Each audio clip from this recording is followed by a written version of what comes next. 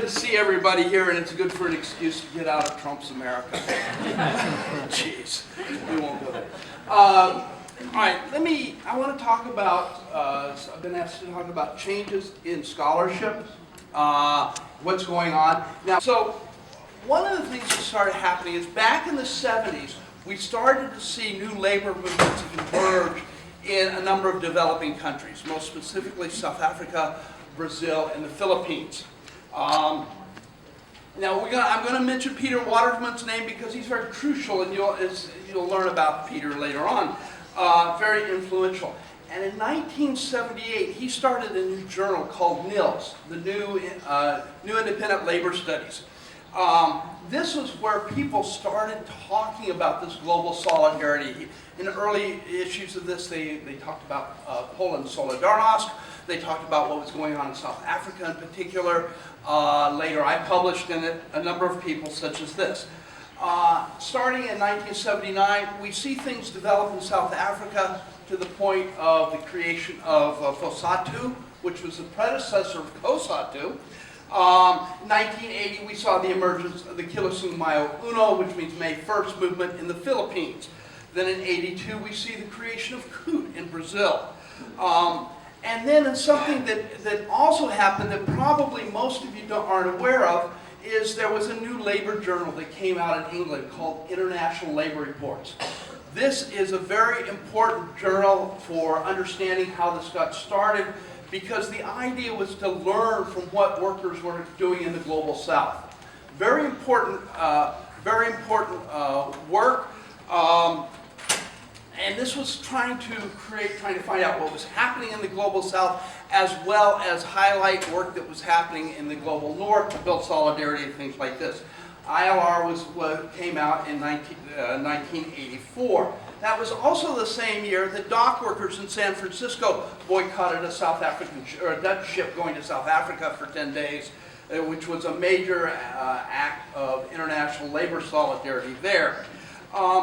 As we keep going, you start seeing in the scholarship, Peter Waterman comes out with a very important article in 1988, trying to understand this new type of unionism that we see in South Africa, Brazil, and the Philippines. And he called it social movement unionism. Then it was followed up by articles by Rob Lambert and Eddie Webster out of South Africa writing together. And then I joined the debate in 1992 on social movement. How do we understand this?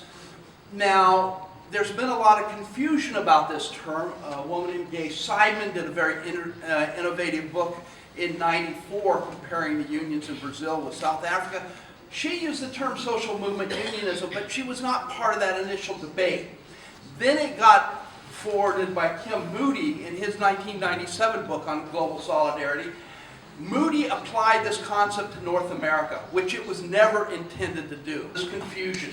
So that the term social movement unionism was about a particular type of unionism that emerged in limited and particular labor centers in the global south. Helpful to look at that.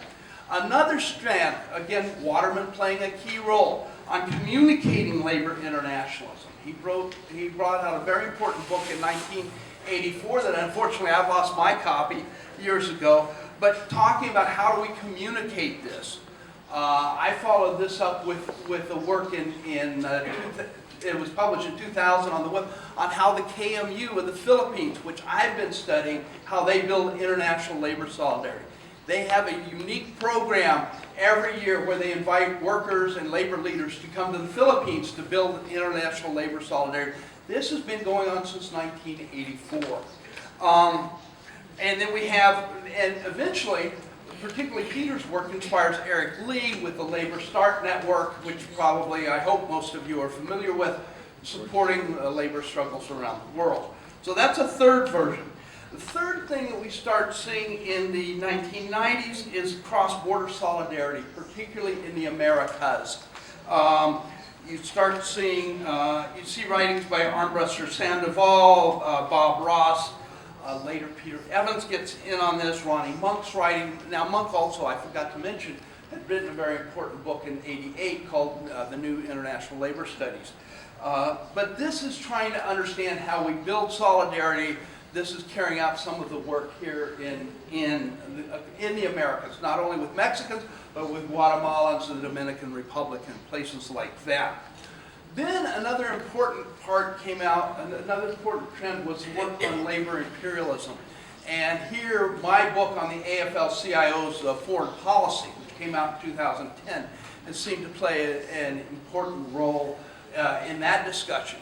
Now, along with that, not necessarily caused by that book, but working similar was Thomas Colombot, did a very interesting PhD on how changes in the AFL foreign policy, some which was developed because of the work of activists in the States, has changed and how this was affecting particularly Brazilian unions.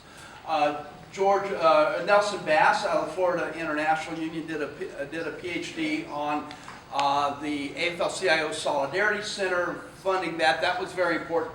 And then Catherine Mostovsky did a really important PhD. If you haven't seen it, I really want to emphasize this. I think she did an excellent job. She surpassed my work. And she's laid the groundwork for us understanding not just the labor imperialism of the AFL-CIO, which is kind of an extreme, but also looking at the labor imperialism of the Canadian Labour Congress and also opening us up to study the Germans, the Brits, and the Israelis. And I think this is work that needs to be developed further.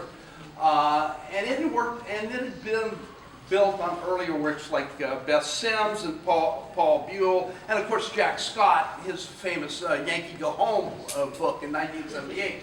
So we have a few bits and pieces here, but starting in about 2010, we're starting to see things come together.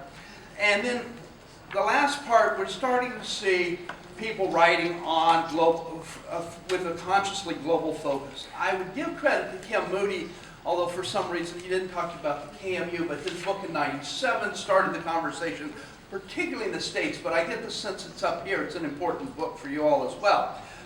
Peter Waterman's book in 1998 on globalization, social movements, and the new internationalism. Again, another work. Victor Silverman's work on imagining internationalism. I hope Victor's here. I was told he was supposed to be here. I don't know if he showed up. But a very important work which really shows the changes in the 1940s from a time, even in the United States, where the Soviet Union had great support among the American public after winning World War II in Europe, and then how that had to be changed and undermined. And this is a crucial period, from about 45 to 49. Silverman's laid some very interesting groundwork on that. Then we see in 2008, Eddie Webster, Rob Lambert, and Andreas Bezuidenhout of South Africa did a very interesting study on the white goods sector. By 2008, we sent Andreas Beeler of Nottingham University in England writing about labor and the challenges of globalization. Another collection he did was Global Restructuring and Labor. We see Lucien van der Bilt of South Africa did work on the IWW in Africa. We had a collection that I edited on global labor solidarity in 2014, and then in 2016 I brought a new collection out called Building Global Labor Solidarity in a Time of Accelerating Globalization, which I'll plug real quickly and say I've got a few copies if you want to come talk to me about that. But Catherine and Bruno Duberson, who's also in the audience, also contributed chapters. Peter Cole's bringing out a new book on longshoremen in South Africa and Durban, San Francisco and Durban, South Africa. And then also he just brought out an international collection on the IWW. So what we're seeing is there's been these various strands, there have been starts and stops, but what we're seeing today is seems to me to be an overwhelmingly focus that we cannot just concentrate on national levels, that we've got to look at the world from a global level. So whether you're operating globally, you're at least in a global context. And this is something that I think we've been painfully made aware of with restructuring over the years, things like that. Trade unions know this, but we have to put it together in this larger context. We have to learn from our brothers and sisters who have been facing these things, and we're continuing to work on that. So thank you very much, and I hope this has helped put this together for you.